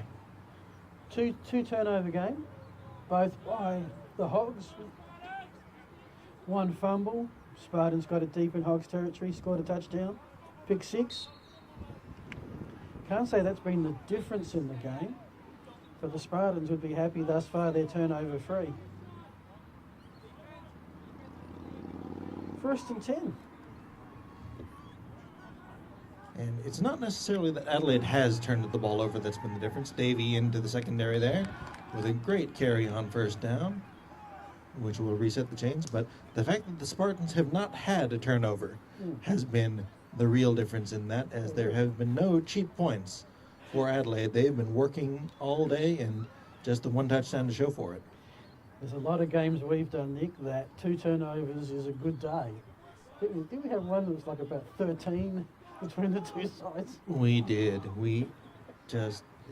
That was a long, long afternoon. Yeah, it was much better. For everyone on the field as well as for up here in the booth, we'll say. The media centre. Back to Davey, and fights his way forward for about 6 on the 1st down carry. So Davey getting a little bit of work there. But it has been a little bit of an interesting personnel move. I think that generally Bajir Amana has been taking the carries for Adelaide thus far this season, and has been, well, I would probably say maybe at the state selection level where he would have been the representative, but he's in the up back position here today. 2nd and 4, flag down. This one will likely be brought back. So this one will be right at that 1st down marker, but this is likely another illegal procedure.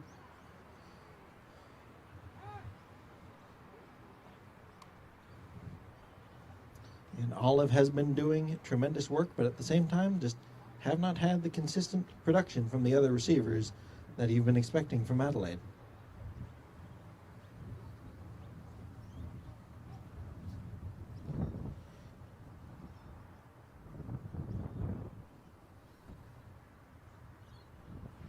So a bit of a conversation with the Spartans captaincy.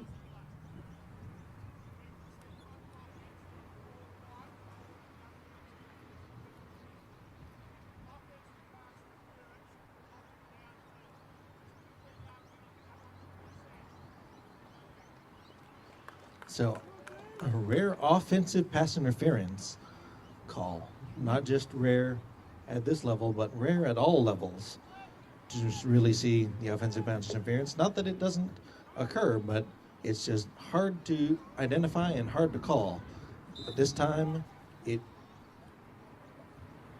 rears its head and costs Adelaide big, setting up 2nd and 20. Ryan looking downfield, throws short, incomplete. Looking for number 7, but unable to connect there. Once again, Olive doing the work in the receiving game, but not a lot of help.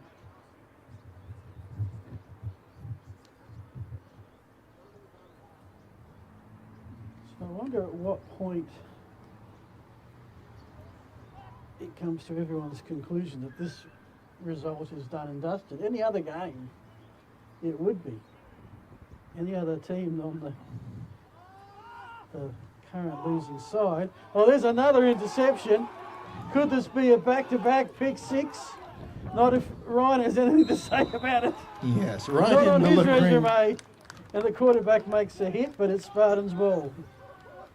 Honestly, I mean, obviously the game is not what the Hogs were looking for here today, but honestly, that kind of fire from the quarterback, just from a quarterback who knows how to tackle in particular, just is always really good to see. That was one thing that you could always count on Tedmondson or West McGuinness for the Oilers. When they would throw an interception, they would track you down and they would make you regret making that interception. Handoff and up the middle for the 2-point conversion. There he is returning. He's back. Isaac Musalam, welcome back to Gridiron, South Australia, and welcome back to the end zone. Wow, hey. 42-6, that is the highest score of the season with a quarter to play. Absolutely. So when it rains, it pours, and it is raining in the hearts of the Hogs here at the moment. 42-6. Extra point yet to come. Handoff immediately wrapped up. Valles emphatically denying that conversion. So 0 for 7 0 for on 7. 2-point conversions Oh, what for a the problem Spartans. to have. Well, yes. The 7 is a very nice number. The 0, less so. But does not look like it will cost the Spartans too much here today. All right, so we can probably 36-point lead. Just my understanding, the record comeback that I've seen is 24 points. There might have been one around 30 that I wasn't here for. I think both of them were against my club by the Hogs. You tend to remember those. Ain't no one ever come back from 36 down. And this reminds me of an NFL game a couple of weeks ago. Packers played Tampa Bay, and Packers led 10 points at quarter time and trailed by 28 by the time they got to halftime. Absolutely. Momentum can change in a hurry, but What a quarter. momentum needs to change in a hurry, It was for the Hogs, as it is getting late early. 18-6 at halftime, if I remember right. 18-6 at halftime.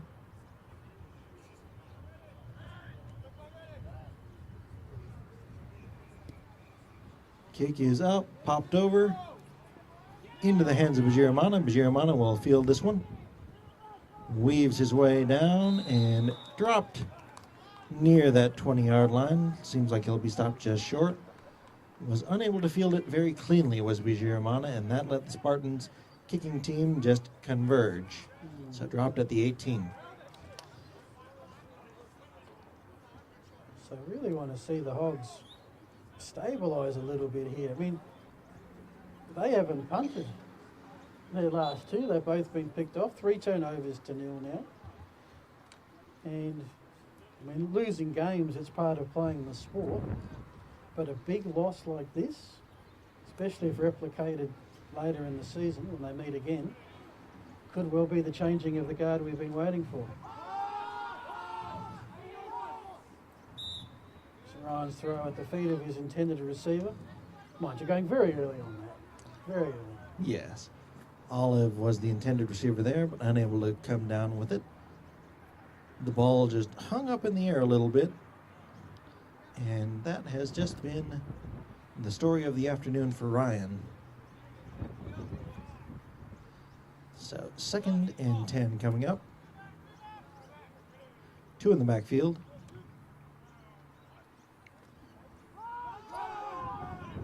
Run cut up the middle. Converging defense, but not before Davey picks up the first down. Out to about the 30-yard line as the third quarter starting to tick towards an end.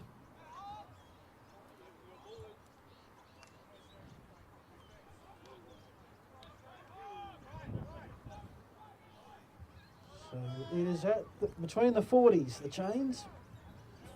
1st and 10 Hogs. Again on the ground to Davey. Finds some running room on the far side. And he's eventually tipped out of bounds in Spartans territory at the 31.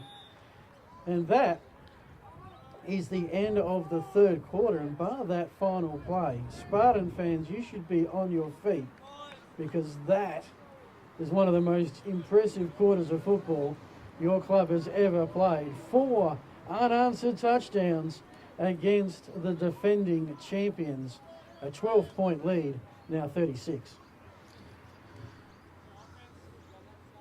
The bullies of Gridiron Australia, South Australia are taking it on the chin today, but there's still plenty of football to be played, both today and in the future. The Hogs will keep building. They have the championship background, they have the championship mentality, and I will believe that they will not win this championship about 2 weeks after they don't win it. Yeah. So there have been plenty of times, I can think of 3, where the Hogs have won the championship, leading a team undefeated going into that championship game. absolutely. So, grand final day is Razorback Day or Hog Day now. But this is an interesting wrinkle. Little wheel around, but well covered. Ryan has to book out the other direction. Looks like he'll get the first down, turn the corner, and set up inside the red zone for the Hogs. But well covered wheel route that time, not letting the receiver behind the secondary there. It was well covered. Ryan had to book it, but nice play by Ryan to move the chains. And that's really been one of the big growths in his game this season. Ryan on the ground has been doing a lot. And that really has been the most effective running game for the Hogs, not only today, but all season long.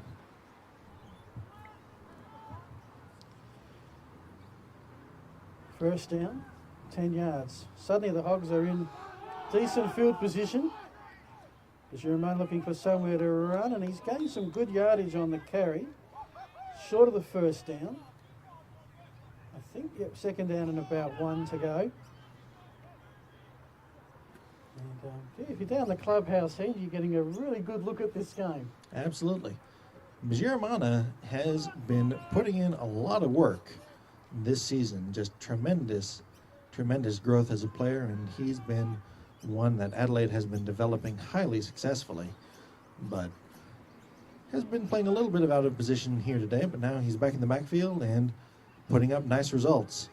2nd and 1, Ryan rolls out, throws into the end zone, and they've got it. The Hogs cut the lead. Olive with the grab. So there finally stops the run of Spartans points, as it was 12-6, and then it has been all Spartans since then. 5 unanswered touchdowns until that pass. Margin back to 30 points, conversion to come. Hogs will go for 2, as despite the kicking game that they have, the 2-point conversions left on the board, as Gridiron takes it into the end zone for a successful 2-point conversion. The 2-point conversion that the Spartans have left on the board means that it is not as insurmountable a lead as it would have been otherwise. This could have easily been 52-12, as opposed to now 42-14. Just 56, easily enough. But even with just some success in the 2-point conversions, would have put another scores difference between these two teams. But just 4 scores now, still an insurmountable seemingly lead, but at the same time it is not out of the realm of things that we've seen in sports. Not necessarily here on this field, but we have seen 30-point comebacks in the second half of bowl games. Final quarter of ball games? We remember the Alamo Bowl, where TCU came back from 31-0 to beat Oregon. Now you remember. We do, because it was a record. We also remember Texas Tech beating Minnesota down 31 points. And that one, I believe, was mostly done in the 4th quarter. So this one is not over yet. I'm glad this was 36 at the break. Oh, well, absolutely. But, yes, indeed. We have... This is a sport of momentum. Yeah. And look, once the momentum starts to change, yeah, things can change in a hurry. Now, the Spartans. Atlanta Falcons. Oh, well, I wasn't going to go there, but I figured we'd be safe picking on, like, Minnesota fans here, but handoff up the middle and going nowhere. So the road ahead for these two clubs. The Hogs are back 12 noon next Saturday. They take on the Chiefs. The Spartans get to sleep in next week. They are the 3 o'clock game taking on the Eagles. Hogs run home. Well, basically they play everybody again. Chiefs, then Spartans, and finish with the Eagles. As again, Spartans happy to play it on the ground. Let's wind down some clock. Let's wind this one up. For the Spartans, well, as I mentioned, they final 3 games. They get the Eagles next week at 3 o'clock. Then they have the Hogs, which will pretty much decide top spot, you would think. And they finish with the Chiefs. Of course, semi-final is the 28th of November, the grand final, the Great Southern Bowl, December 5. Times to be advised. Martin over the middle. Martin very close. Looks like he'll be marked just short of that first down, and tremendous break for Adelaide University if that does appear to be the case. No, they'll move the chains, so Martin got the first down, so clock will continue to roll. Spartans will take the air out of this one.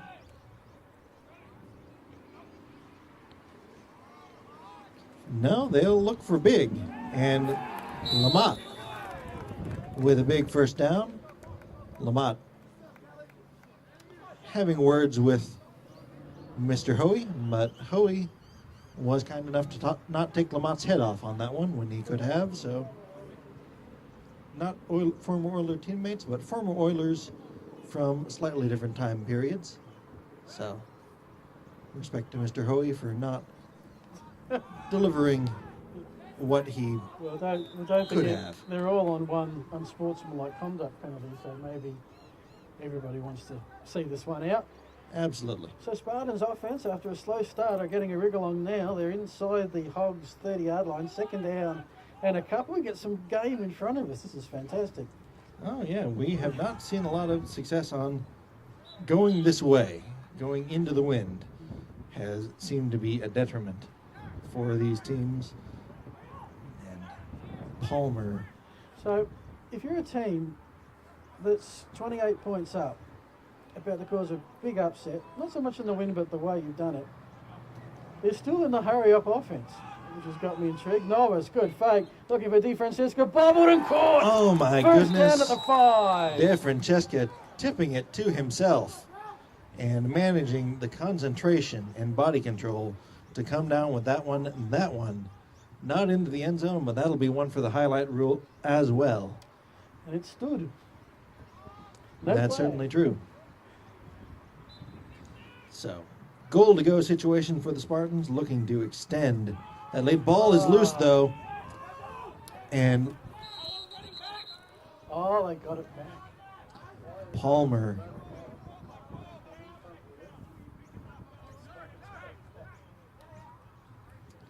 now the question that you may need to rule there is, was there like a change of possessions? So is it still first down? Or is it second down? No, they'll say second down, so no clear control by the Hogs at any point. So second down and goal from the 10-yard line.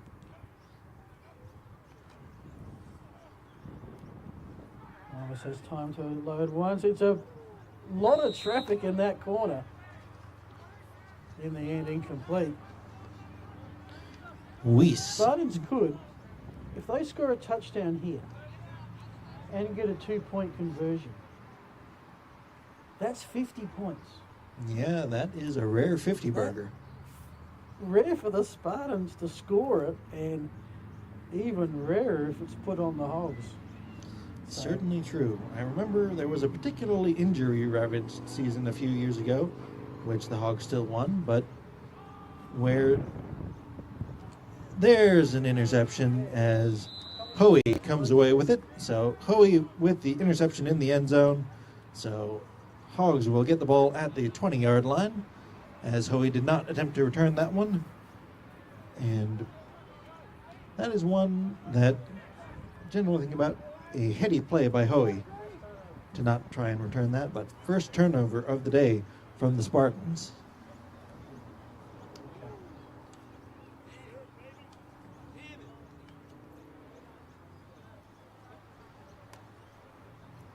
So, a little something to think about going forward. Hogs ball. Now they go back-to-back touchdowns, but they're going to have to go 70 yards to do it. But we'll make it 75. As the procedural penalties continue to rack up.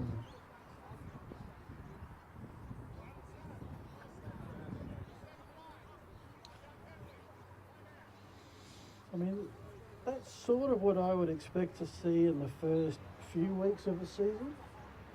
it would be a concern that 6 games in, that many of procedural penalties are still occurring. Absolutely. And some of it is by design. The Hogs do have a few plays which are a little bit touch and go on procedural things. There was only one of them that we've really seen today that's been the case. It's generally just been a more obvious mistake, but they have one where they motion a receiver in slightly and then have him go forward, and where the ball is snapped, it's very close to being in motion, forward motion when the ball is snapped. And so that's a bit of a judgment call that can go either way, and it's generally gone the Hogs' way but generally that has been the issue on these procedural penalties, not racking them up in these numbers in this sort of situation as we look at 2nd and 15 for the Hogs. Low snap, Ryan lucky to get a handle on it. Almost had another turnover there. I know that this 42 points is not the Spartans' highest score against the Hogs. They played a game, these two, at Hindmarsh Stadium, or Cooper Stadium, where the soccer Adelaide United played, when they were relaying turf at the Pines. And they played a game that was 48-47. Wow. One of the most amazing games I've ever seen. At a soccer stadium? At the soccer stadium. Wow. That's like 10 years of soccer games. Yep. Ryan lofts downfield off the hands of Olive. Olive was there running open but incomplete off the hands. So 4th down now facing for the Hogs, and this is likely one where you'll just have to punt it away. I know that you want to stick in it, but at the same time, just no point in putting your defense in a situation where they have to defend from the 14-yard You've line. got a far better chance of conceding a touchdown than converting and making it one. Olive will be punting from about his own 2-yard line. I do notice that when he's had to, he didn't have to on that occasion. He does have a very quick release with his punt. That time had a bit of a chance to line up the sideline. Also interesting that despite the personnel change, where Lamont was not back to return that one, they still kicked it away. So a little bit of a possible head game from the Spartans, seeing if they could entice a return by taking Lamont off the field, but not paying off this one. So 1st down for the Spartans at about the 37-yard line. 1st and 10.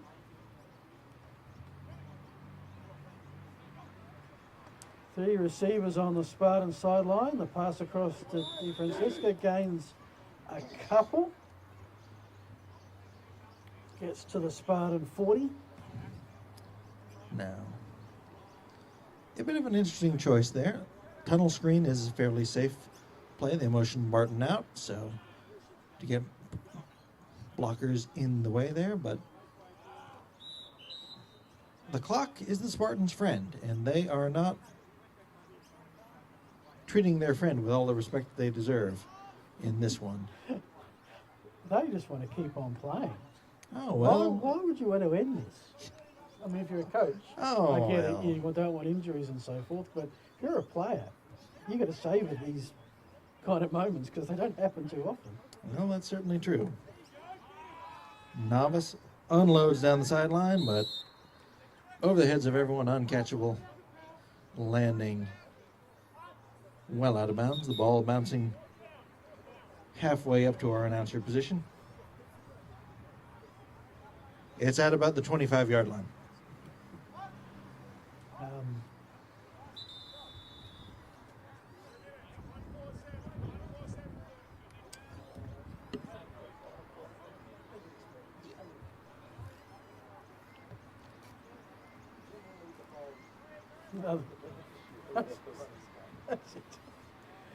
So, 4th and 7. Spartans will punt it away. High snap, but fielded and managed to get it off.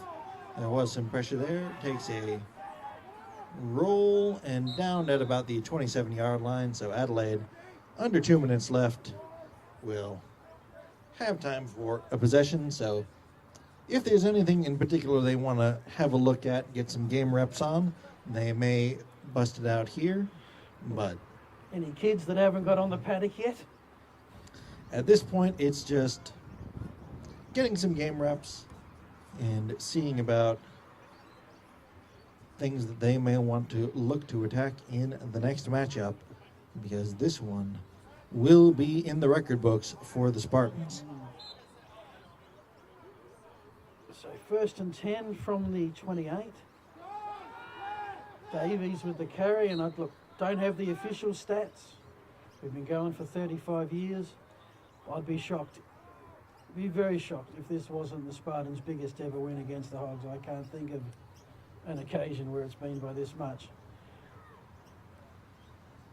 But it is one game in a regular series of 9, and that's before we get to the ones that matter, which are the finals. And you get the feeling these two are going to bang heads at some point. Oh, absolutely. Just up the middle, Davey into the secondary, and Davey with the first down out to about midfield. So nice running by Davey, but no timeouts, so no real impetus there for Adelaide to try and extend this one. Clock stops until the chains are set. Now Hogs still taking their time in the huddle, so maybe 3 or 4 plays left in this one.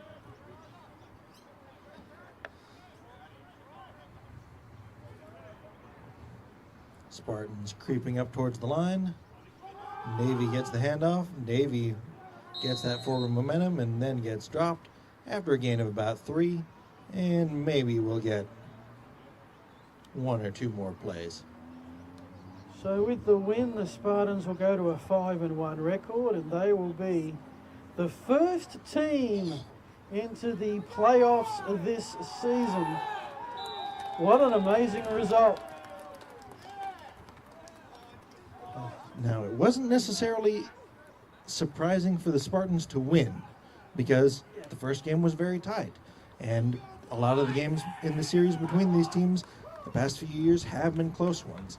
But for the Spartans to do it in this fashion, so emphatically, with such a statement to the Hogs, that is something that even the reigning, defending, undisputed, all of the superlatives that you can stack on top of that, champions of the South, the Hogs, are going to have to take notice of that and make adjustments, because the Spartans were not going to be denied here today. That is 42 points, the highest score of the season. 28-point winning margin, the equal high, biggest of the season, equal with the Hogs beating the Chiefs 40-12 back on September the 12th. About 40 minutes away from an equally important battle, Chiefs and Eagles. Both teams are 1-4, but have said have been competitive. Only one of them is likely to be in the playoffs, and it may well be the winner of the match to come.